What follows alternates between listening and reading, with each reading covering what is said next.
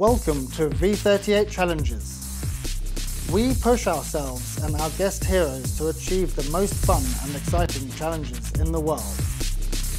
This time, Team V38 will attempt to reach Thailand's deepest place and highest points, and possibly even more.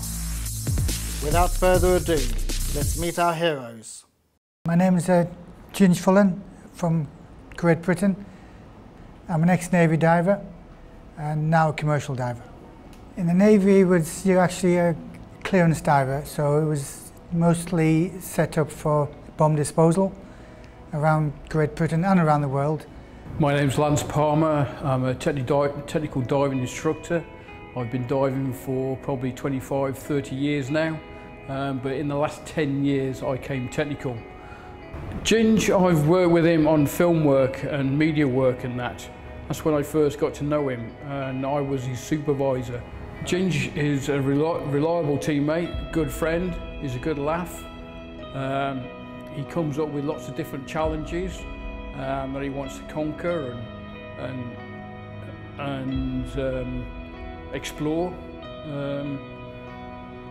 And not just the mountains he's done over the years. He's thinking about diving side of things now. The challenges in diving we can get to do together probably, and other people can be involved in.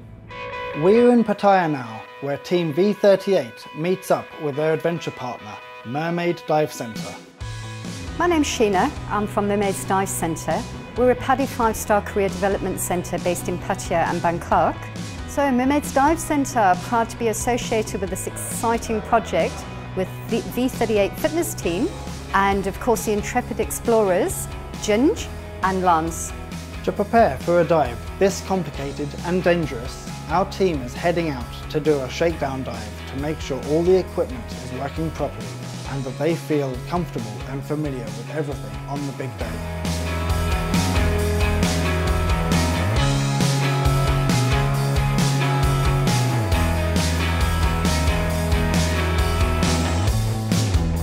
I've been diving for over 30 years now. The deepest depth I've been to is 300 meters on a saturation dive in the Royal Navy, which was about 17 days in the chamber living at depth. So about 2 days to get down to the storage depth of 270 meters. And then we spent 5 days on the bottom going out to the bell to 200 meters, and then the final decompression was over 10 days, 10 and a half days to come back to the surface.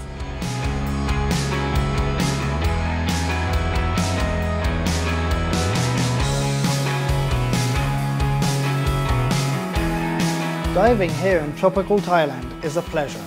However, Ginge has been in much colder and far more hostile places. I was in the Navy and we were on the HMS Endurance, which is an ice patrol ship surveying British Antarctic area, and so I was leading hand diver, and some great diving down there. So we dived with leopard seals, which had only once happened before. So again, yeah, I had a fantastic 2-year part of my life. And also in Antarctica, yes, I persuaded the captain to let us dive at the edge of the Ross ice shelf, which was 77 degrees south, which when we contacted Guinness Book of Records was a world record at the time, and that was the most southerly dive.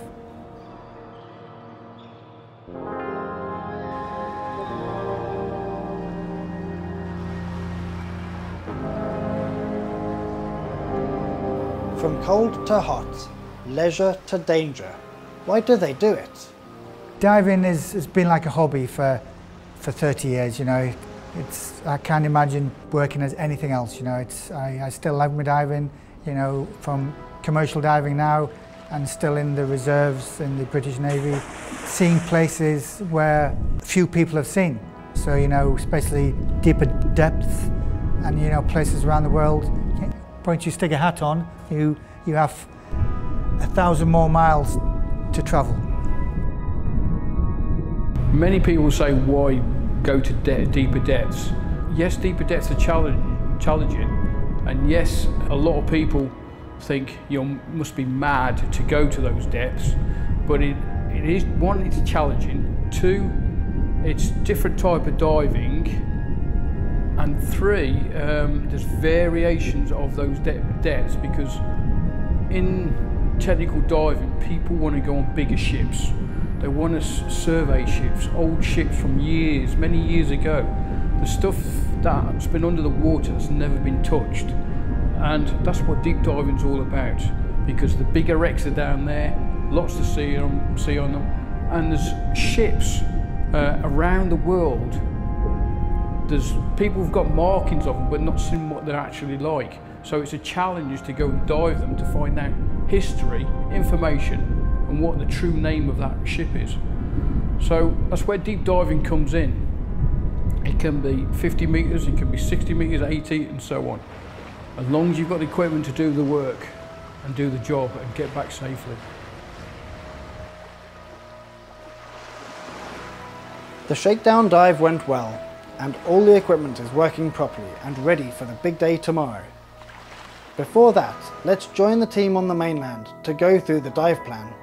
I think this has been the most dangerous challenge for Ginge as a diving side of it.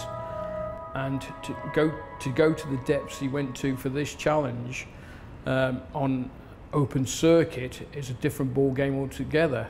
And that's why I insisted we had to do some shakedown dives, what I call shakedown dives, to build him up to carry that equipment. So he's the more technical guy. He knows the gas mixtures and what decompression tables we needed to come up from 80 metres safely. So yeah, it was a great diving with him again, as I've done many times, but to 80 metres is a different game altogether. This is the main day. We are going to attempt to reach the deepest place in Thailand, but safety first. First of all, we're going to analyse the single cylinders, and we should have 40% in.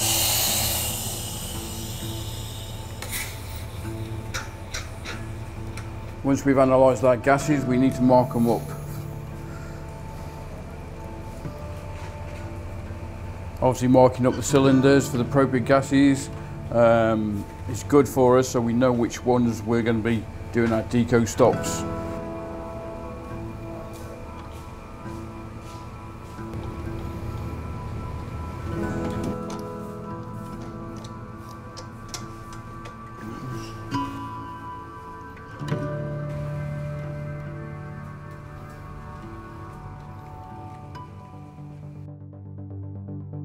Down at Samisun, it's actually a working fishing pier, and on an average day you can see them bringing in the trawler full of squid and fish. It does smell a little bit, but it's got some awesome dive sites out there.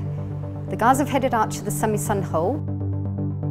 It is a dangerous dive site. You've got strong currents and you've got a lot of boat traffic coming through. Sunlight very, very rarely penetrates the bottom.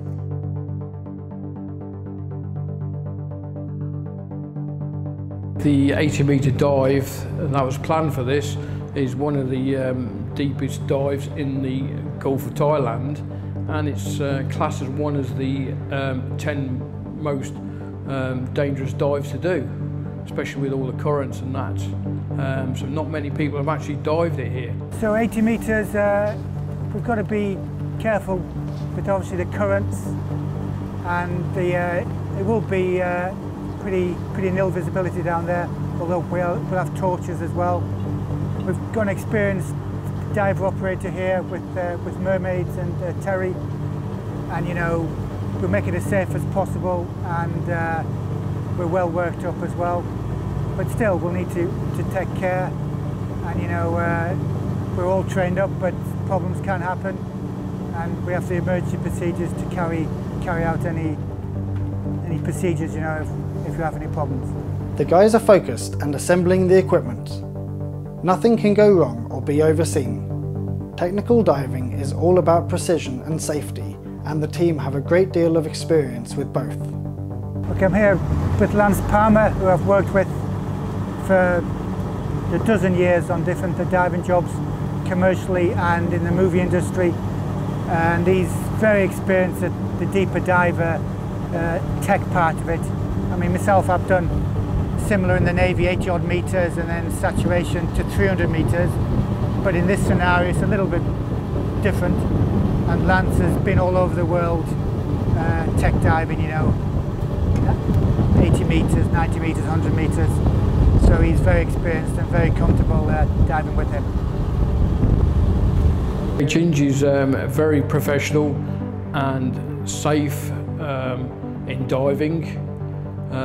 For any challenge that Ginge comes up with and that, and especially diving side of it, you know, he will be good at it, wherever the depths are.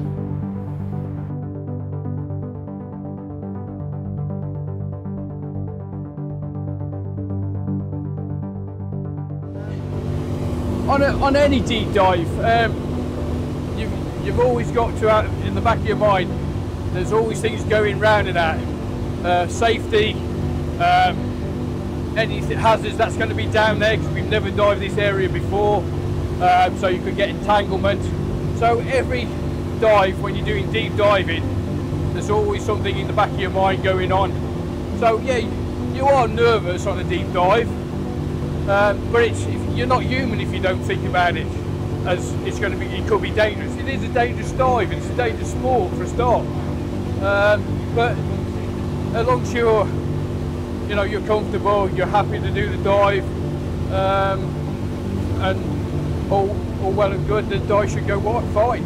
There's no reason why it shouldn't. In the best will in the world, you've got equipment to do it, you've got extra gas, and we've also got a safety crew aboard. I'm quite looking forward to the dive myself. As I say, I'm still apprehensive, I've not dived with Ginge on deep stuff that much, so it's going to be interesting dive. Final buddy checks are being done, and Team V38 is ready to take this historical plunge. The guys are underwater and the camera crew are not allowed to follow them for safety reasons.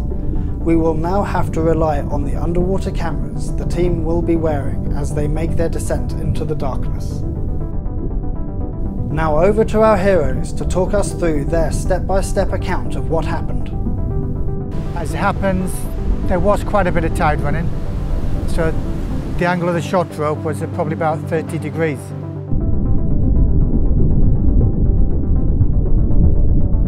About 50 meters, no sunlight goes through, but we had torches and then your eyes become accustomed anyway. It took us something like 4.20 minutes to get to the actual bottom where we saw the big clump weight beating a tyre, concrete weight in the tyre with a line hooked on.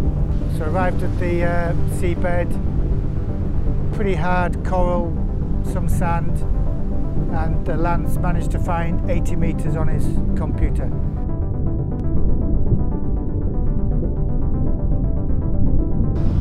In total, from leaving the surface to getting down and starting our way back, we were at 6 minutes by then, and it was our cue to start turning around and coming back up. So we got ourselves settled in that and ready for the ascent back up to the surface. Hand over hand coming up the line, nice and easy between the two of us. As we're coming up, we're obviously watching our computers to tell us when our next stops are, and also the big important one is when we need to switch our gas over.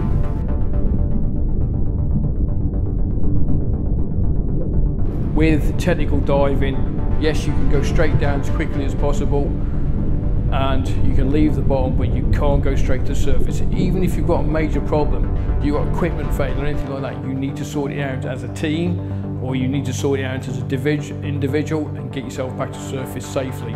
But it will take you time to get back to the surface. You can't just do a rapid ascent to the surface, because you will end up killing yourself or get a burst lung.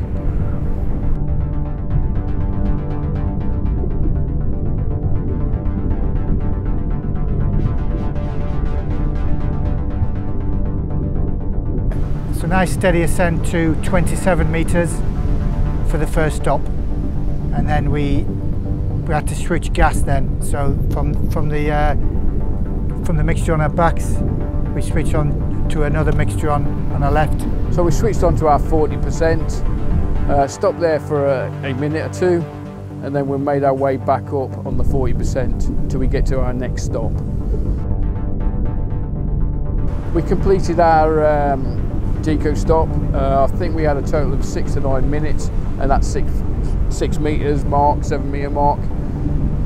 Then we headed, we're all both agreed, his Ginge's is cleared at the same time, mine getting cleared, we give the signal, computer cleared, and then we went to the surface nice and easy. Stayed on the surface with a buoy waiting for the boat to come into us.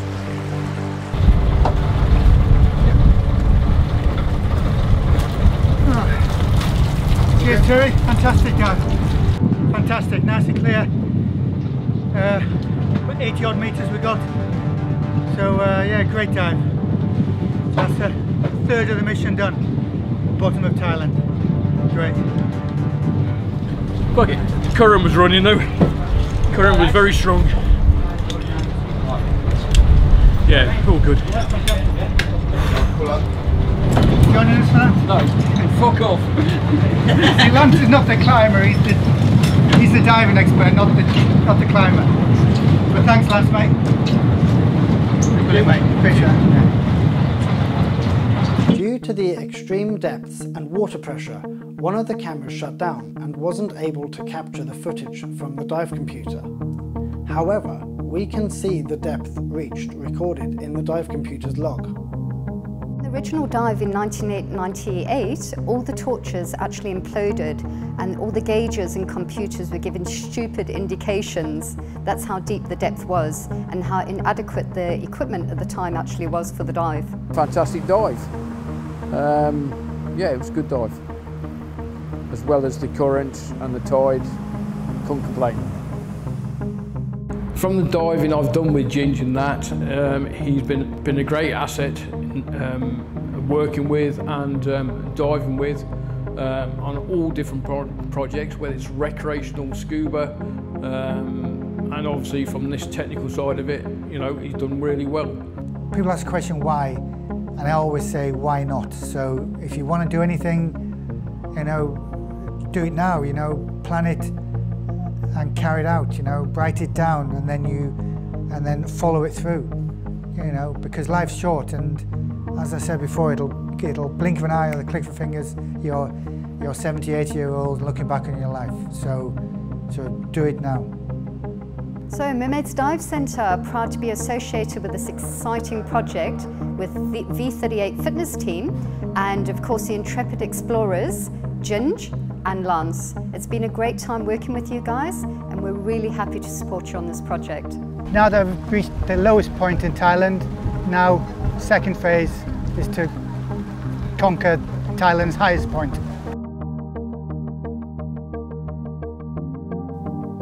Our challenge is a success. We have reached the deepest part of Thailand. Team V38 lands in Chiang Mai to conquer the highest point in Thailand, the second part of our challenge.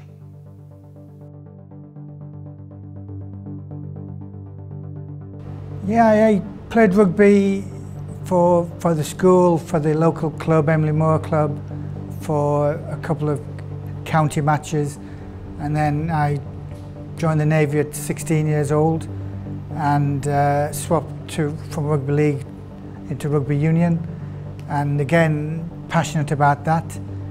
Played at fairly high level until the 27th of March 1990 I broke my neck. Well, first of all, after breaking my neck we lost the game, so that was very disappointing. They found out 2 breaks and compression, and quickly all the doctors descended on me, and you know, I had to stay still, and then I had a choice of 4 months in traction or a couple of months in a metal halo bolted on to my head. This mishap, which would normally stop most people from sports, opened a new door for Ginge, and he would later go on to achieve 2 Guinness World Records. So I researched the highest peaks in every country in Europe, which at the time was 47 countries, and I contacted the Guinness Book of World Records And they said, wow, yeah, fantastic idea for a new world record. Nobody has attempted it before, especially since the split up of the Soviet Union and also Yugoslavia, creating so many more countries. So that became my focus in the early 90s. And the aim to finish all 47 countries before I was 30 years old. So after Europe, I climbed all the highest peaks in the 47 countries in Europe, and that finished off with Georgia's highest peak, which is a very hard, tough climb, 5,200 meters, very difficult rock and ice.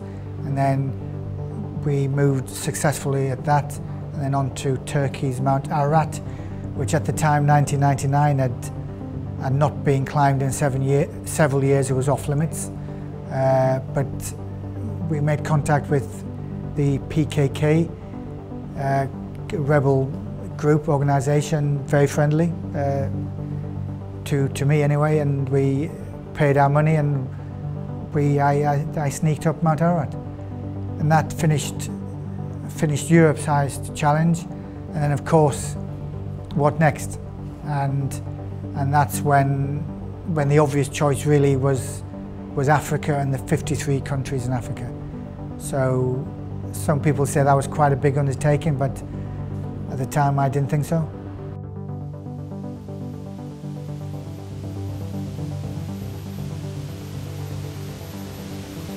And here we are in beautiful Chiang Mai, heading up to Thailand's highest point.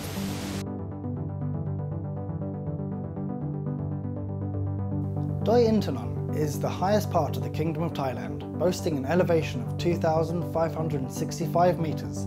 It is an ultra-prominent peak of Southeast Asia.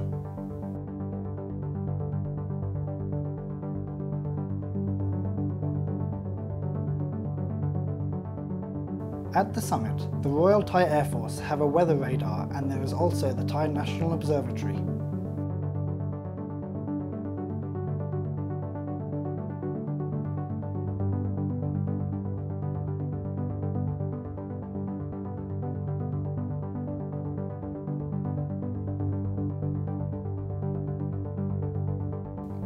It's not the most dangerous place to climb. Can't compare to some of the dangers Ginge has encountered on his explorations. My favourite, but also maybe the most difficult mountain, is Libya's highest mountain of Biku Biti, which is in the heart of the Sahara. There'd been no reports of it ever being climbed before. It was my last of the 53 countries in Africa at the time. Through different contacts, I got in with the local Tubu tribe, and over three attempts we managed to find the mountain, which is amazing. Pinnacles and gorges, very difficult to get through. Problems with landmines. The second time we ran out of water, I nearly died. But still a fascinating place, and one I'd love to return to. A few more steps through the spiry walks of Doi Inthanon forest and Ginge has reached the summit. Top of Thailand's highest mountain, 2,565 meters. Phase 2 complete. Now the team have reached the deepest depths and the highest heights of the country. Or have they? The team head off in search for the answer.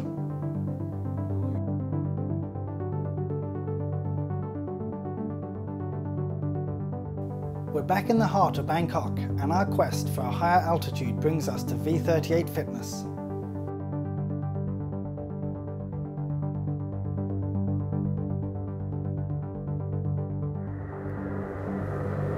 So we're approaching 4,000 meters and a new highest point in Thailand. And now we're at 4,000 meters at V38 Fitness Suite in Bangkok. And a new altitude from 80.2 meters below sea level to over 4,000 meters. From Thailand's highest peak yesterday at 2,565 meters, we're now at over 4,000 meters, in V38 Fitness. Here you can train at the highest simulated altitude in Southeast Asia, up to 5,500 meters. That's even higher than Everest Base Camp. And that concludes our highest challenge. Thanks for watching and join us for the next adventure.